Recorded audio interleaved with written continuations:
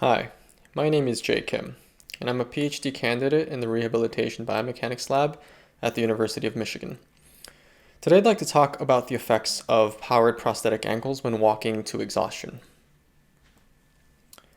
After a transtibial amputation or TTA, people have reduced physical activity. They tend to walk short amounts at a time, typically less than 100 steps. So what do we know about the limiting factors for long duration walks? Well, in one study, after 60 minutes of treadmill walking, participants walked with a decreased intact side ankle power generation and an increased bilateral hip power generation. Well, the authors speculated that this was due to fatigue at the intact ankle joint. And the general issue is the lack of push-off power.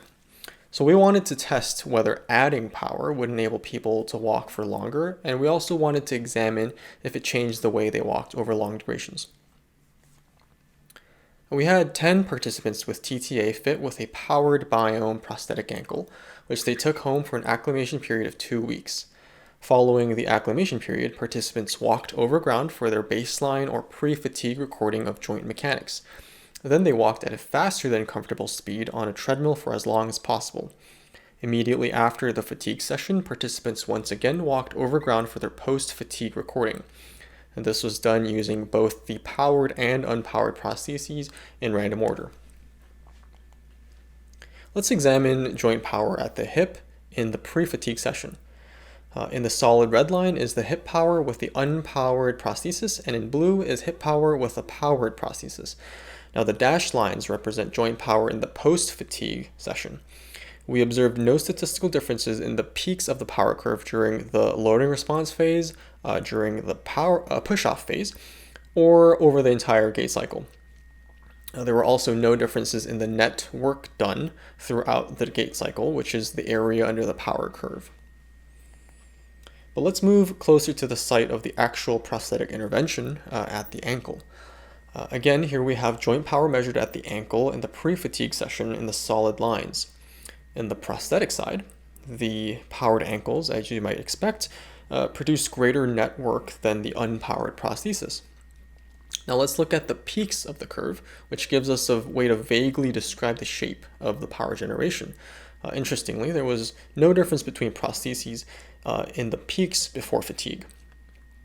However, after fatigue, the powered ankle had a greater peak compared to that of the unpowered prosthesis, along with the increased net work done.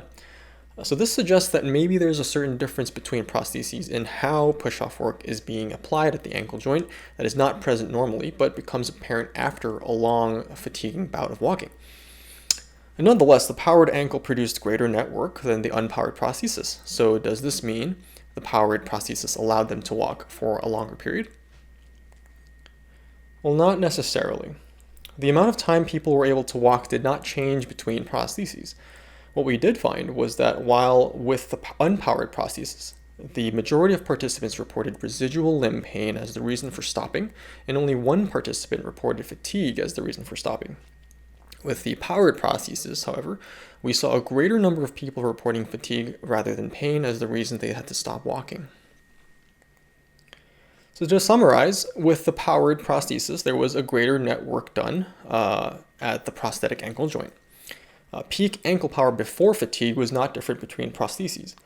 After fatigue, however, the powered ankle applied greater power peaks, suggesting that fatigue may have revealed some difference between prostheses in the ankle power profile that was otherwise not present. And though we can't draw a direct connection at the moment, far fewer participants reported pain as the reason for stopping when using the powered prosthesis.